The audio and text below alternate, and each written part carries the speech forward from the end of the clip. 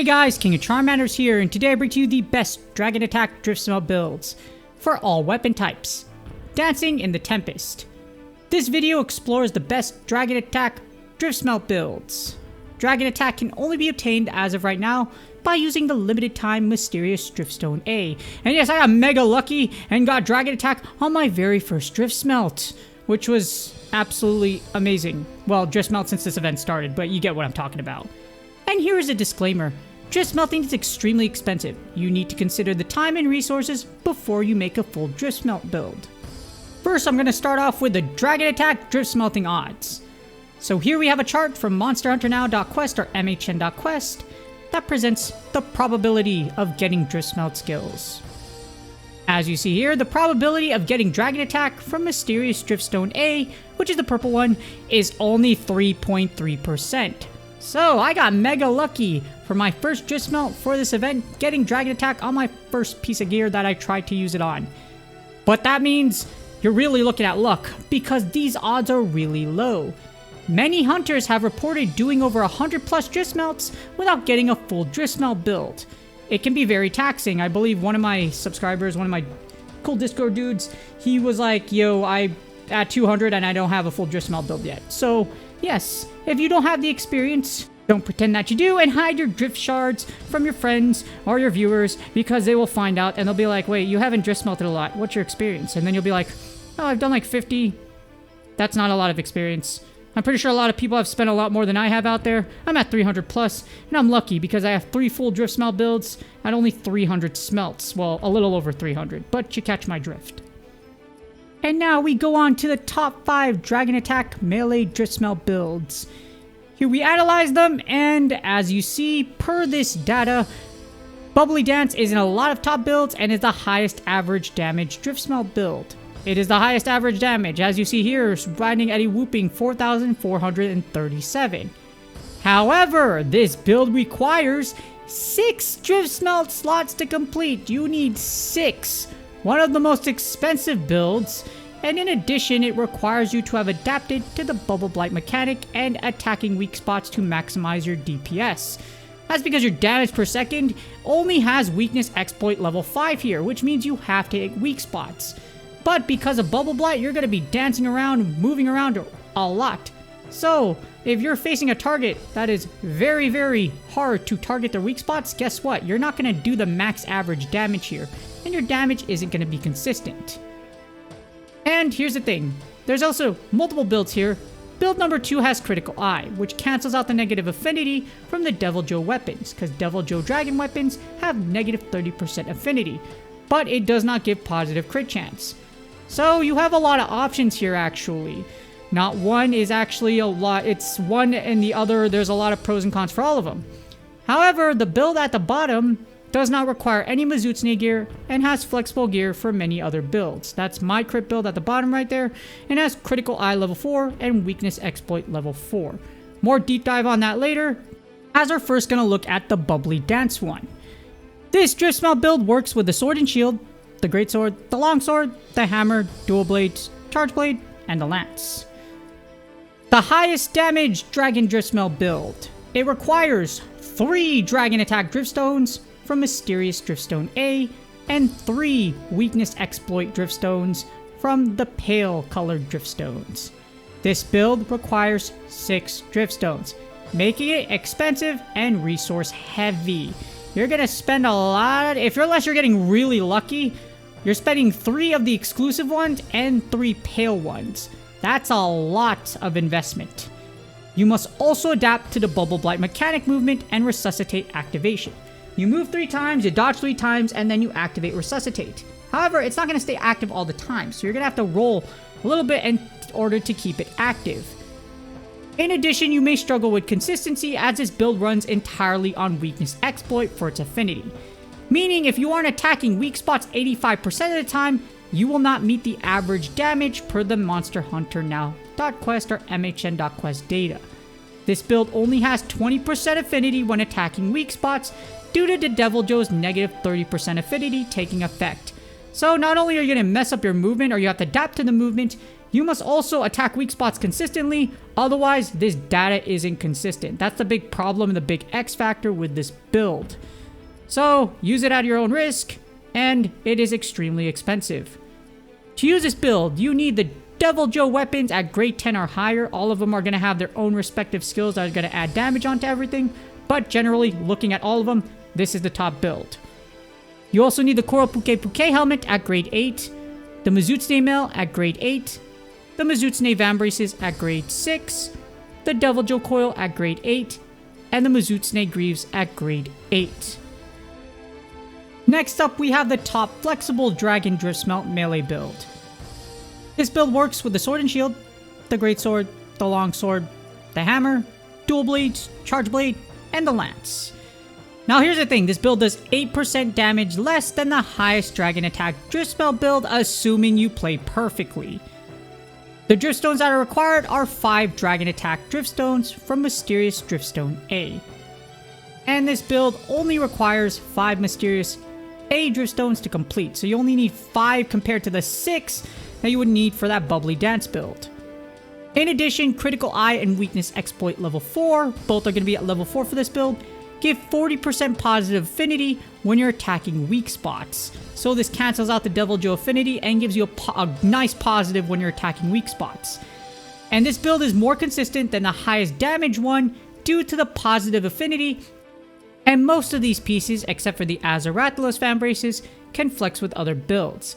It also doesn't require to learn / adapt to new movement mechanics. So you're not going to have to move or overcompensate or any of that.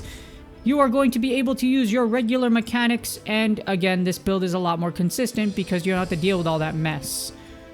In addition, like I mentioned, you can flex in a lot of builds with these pieces. The Rathian mail is the best in slot for burst 5 builds, the Puke helmet flexes for a lot of other builds, and the pink Rathian coil and Kuluyaku greaves are staples for crit builds. To use this build, you need your Deviljho weapon at grade 10 or higher, as high as you can get it, preferably grade 10.5 or maxed at this point, the Puke helmet at grade 8, the Rathian mail at grade 8, the Rathian fan braces at grade 6, the pink Rathian coil at grade 8, and the Kuluyaku greaves at grade 8. Moving on, we have the top Dragon Attack Driftsmelt Dual Blades builds.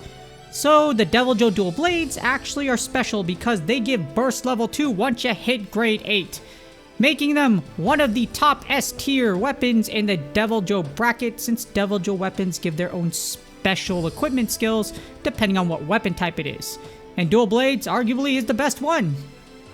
Now here's the Driftstones required for build number 1.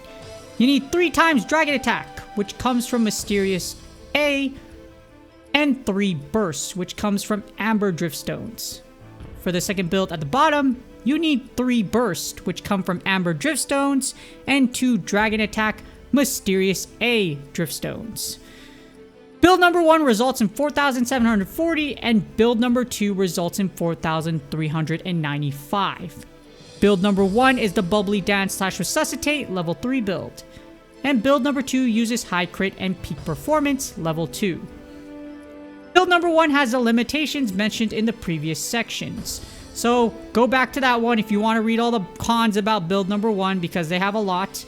While build number 2's limitation is keeping Peak Performance level 2 active with full HP.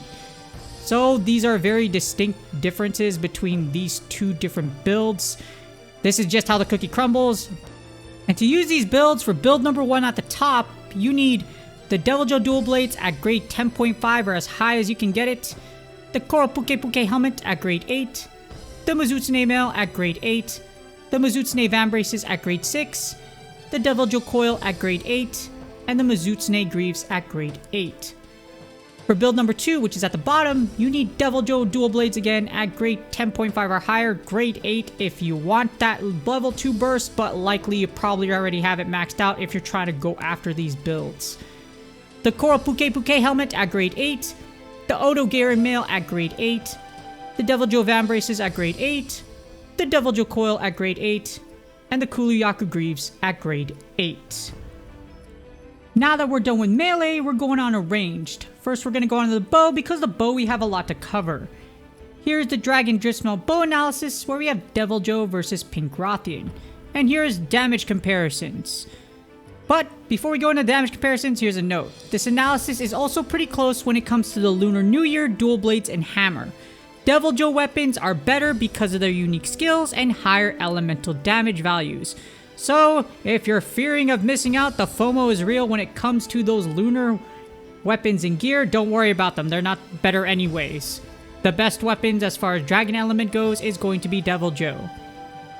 The strongest build for both monster types is the same with different weapon equipment skills. So they have the same build when it comes to the bow. They both use the same one if you put them together. The difference being Deviljho has peak performance level 2 and Pink Rathian has evade extender level 1. And if you look at the data here, even without the peak performance skill active, you must have full HP for it to be active, the Deviljho bow still beats out the Pink Rathian bow damage-wise. And speaking of damage, whether or not you have the Deviljho bow upgraded or the Pink Rathian one, I'm gonna give you both of them.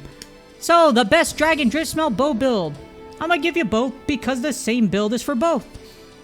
And here are the driftstones that are required for this build. You need 3 burst, which come from amber driftstones, and you need 2 dragon attacks from Mysterious Driftstone A's. This build has focus 5, burst 5, and dragon attack level 5. And the Deviljho bow has spread level 3 at charge level 2, which is 1 blink, so you can spread those cheeks wide of said monster by blasting it to oblivion with your Deviljho bow with 1 blink. While the Pink Rathian bow has pierce level 2 at charge level 2, so it is long instead of wide, and it takes 1 blink to just put this snake of destruction, as in those pierce arrows, when you use the Pink Rathian bow. So this definitely has a lot of an effect of whether or not you want to use Deviljho bow or Pink Rathian bow. The Deviljho bow does more damage, but the Pink Rathian bow has better movement because the Pink Rathian bow has evade extender level 1. Overall, it's up to you which bow you want to invest in, as they both have their pros and cons. Do you want big damage, or do you want more movement? Do you want to spread, or do you want to pierce? It's really up to you when it comes to that special shot. For the first build, the top build, you need the Deviljho bow at grade 8, grade 10 or as high as you can get it, the Azarathalos helmet at grade 8, the Pink Rathian mail at grade 8, the Rathian van braces at grade 8, the Deviljho coil at grade 8, and the Gyrototus greaves at grade 8. For the bottom, it's the same exact build, the only difference is your weapon, where you have the Pink Rathian bow at grade 8, at grade 10, or as high as you can get it, hopefully maxed out at grade 10.5. Up next, we have the final weapon type, which is the light bowgun, and this is the best Dragon Driftsmelt build for the light bowgun. The driftstones that are required are 4 burst, which comes from the amber driftstones. And you need 1 critical eye, which comes from cyan driftstones. This build has dragon attack level 5, recoil down level 3, and reload speed level 3. In addition, weakness exploit level 2 and critical eye level 1 give you 5% positive affinity when you're attacking weak spots. And rising tide level 2 is a bonus thanks to the Deviljho light bowgun equipment skill. It has dragon ammo, slicing ammo, and sticky ammo, all that reload fast, which makes the Deviljho light bowgun incredibly powerful and the best and the only dragon light bowgun in the game right now. So you have no choice but to use this thing anyways. To use this build, you need the Deviljho light bowgun at grade 8, grade 10 or as high as you can get it, preferably 10.5, the Coral Puke helmet at grade 8, the Palumu mail at grade 8, Deviljho van braces at grade 8, Coral Puke coil at grade 8, and the Azarathalos greaves at grade 8. In closing, remember Driftsmelting is extremely expensive. You should not invest in full Driftsmelt builds unless you're willing to spend a lot of time and resources. This feature is an endgame mechanic. If you don't have anything at 10.5, don't even think about getting this first. Take your time, don't worry about it unless you're spending money and using Instasmelt. But even if you are using Instasmelt, you still need to kill all those monsters to get the stones you need for these builds. So it's not easy regardless whether you spend money or not. It's not easy at all. And I didn't put Gunlance in here as artillery level 4 is the standard, and Gunlance doesn't truly benefit from Driftsmelting unless artillery level 5 is possible. That's just the nature of the Gunlance. Till we get artillery level 5, there's really no point in Driftsmelting anything into it. as in a few weeks we have the 1-year anniversary coming to Monster Hunter now. These Driftsmelt builds might not be as powerful if new meta equipment skills are released. This is why I invest into things very sparingly. Yes, I spend money, but I also spend money smartly because I don't want to build anything that's going to be obsolete later. I have all the meta weapons in the game. I had the full Driftsmelt builds for the meta weapons in the game, and now I have a full Driftsmelt build for Dragon Attack for the bow, thanks to this event. It's important to do as much research as possible before you intend on using any Driftsmelt build long term. If you're building something for the sake of using the skills that aren't the top meta skills, it better be good because it's really expensive. It shouldn't be as casually, oh, let's just casually Driftsmelt this onto it. It's that easy. No, it's not that easy. With that being said, please do me a huge favor. Like, subscribe, and comment for the YouTube algorithm. Speaking of Driftsmelts, good luck on all your Driftsmelts. Hopefully you are getting what you want early and you're getting it fast. Good luck on your grinds, and I will see y'all on the next video.